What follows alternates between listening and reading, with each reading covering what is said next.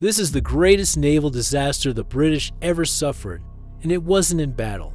It was because they didn't know where they were. On October 22, 1707, during the War of the Spanish Succession, a British convoy was sailing from England to the West Indies when they were caught in a violent storm off the coast of the Isles of Scilly, causing the wrecking of most of the convoy and the death of over 1,500 sailors and soldiers. This is the story of the greatest disaster in British naval history, also known as the Scilly Naval Disaster or the Isles of Scilly Storm. The year before, the British government had passed the Mutiny Act, which said that all able-bodied men between the ages of 18 and 50 had to serve on merchant ships for at least 6 weeks a year, unless they could afford to pay someone else to take their place. The aim of this law was to boost trade and protect merchant ships from pirates. Unfortunately, by October 1707, many ships had already completed their required service. So when it came to finding crews for these ships to make their return voyage,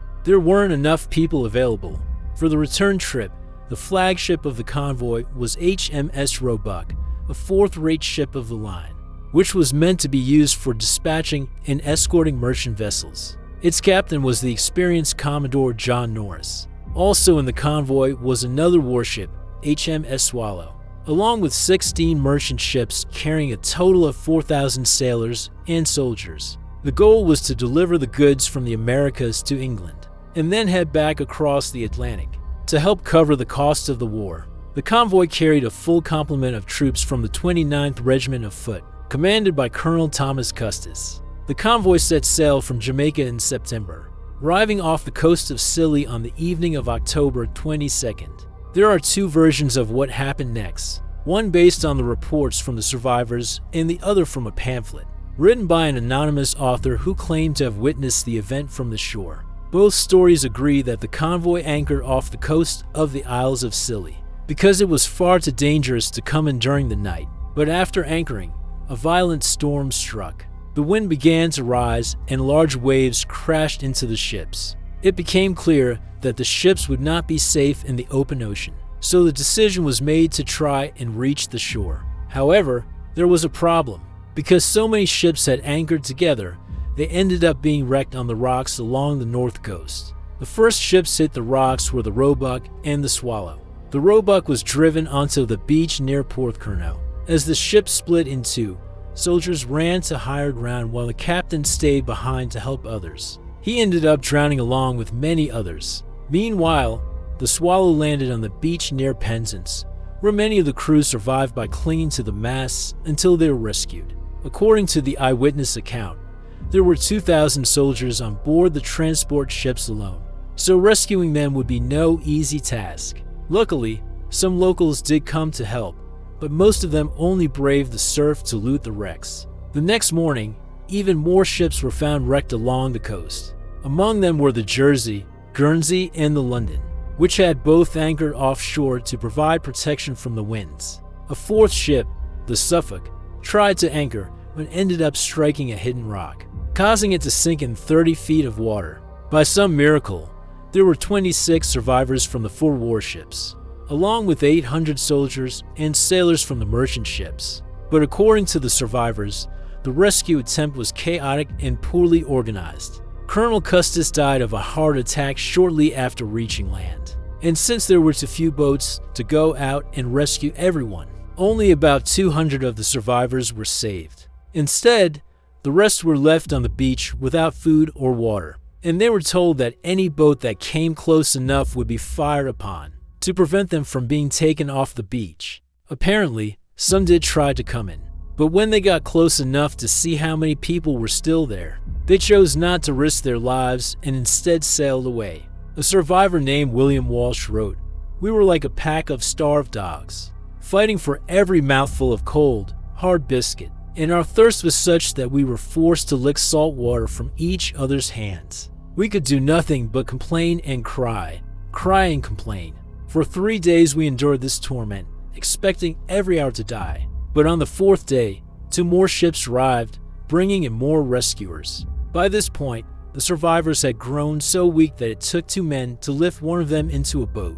Of those rescued, Many were suffering from wounds caused by broken glass, having eaten biscuits mixed with sand and salt. Others had gone blind from drinking seawater, and it was estimated that only around 1,200 out of the 4,000 had survived. Overall, at least 2,000 soldiers and sailors lost their lives in the Scilly disaster. That makes it the deadliest disaster involving a single ship in British history and the deadliest peacetime maritime disaster ever.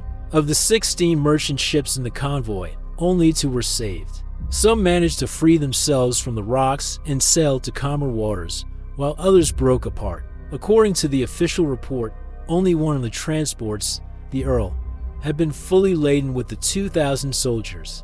But witnesses from the time claim that all of the transports had been packed to capacity. One of the survivors, Lieutenant Henry Davenant, recounted the events in a letter to a friend. He wrote, "When the storm was at its height, there were great and frequent shoals of fish that came through the ship's bottom, and it was so dark that we could not see one another in the ship. All the biscuits and chests about us were washed away, so that we were forced to live upon the fish we caught in those very waters. They never ate so deliciously as I did then. We were very careful to avoid eating the spawn of fish, lest it should hurt us. And indeed, none of us received any hurt either by eating or drinking seawater. As far as why this tragedy occurred, there are differing opinions. The official inquiry blamed Captain Norris for anchoring too close to the shore, although his defenders argued that he had no choice because there were so many ships in the convoy. Another possibility is that because the required service at sea was now complete, the sailors were careless about the safety of the ships. The pamphlet published shortly after the event blames the sailors and officers for mismanaging the situation. It reads, "Some merchants, officers, and sailors were heard to say that if the ships had been well managed, the storm was not sufficient to destroy them all, and that only the drunkenness of the seamen caused the greatest part of the loss, for they suffered the anchors to sink, whereby they came to near the shore and were dashed in pieces against the rocks." It isn't known how many people actually perished in the disaster. One story claims that even though all of the bodies could not be recovered, due to the weather conditions, over 1,500 had been recovered. By November, however, another source states that over 2,000 had died, making it the worst disaster in British naval history. In recent years, archaeologists have discovered several of the lost ships, including the Suffolk, which was located in 2001. Not far from the Suffolk, the wreck of the Guernsey was found in 2007, and in 2012, the Jersey was raised from the seabed and moved to a conservation dock. The discovery of these wrecks has helped historians better understand what may have caused the disaster and why so many ships were lost. Author Alexander Begg writes, "The general consensus amongst experts now is that the convoy anchored too close to the shore. While this was not the cause of the wreck, it certainly exacerbated the damage sustained by the ships, meaning that they did not have the best chance of survival. Had they anchored further off the coast, the ships may have rode out the storm and suffered little or no damage. In my opinion, this was a case of being too little too late. If they had passed the Mutiny Act sooner, they might have had enough crew members to properly man all the ships. And if they hadn't anchored so close together, they might have had enough room to maneuver and escape the storm." Now it's time to hear from you. What do you think? Why do you think this disaster happened? Which version of the story do you find more believable? And do you know of any other disasters that were caused by the lack of proper preparation? Be sure to leave your thoughts in the comments down below. And with that, this has been a look into the past. Remember to like, share, and subscribe to help keep history alive.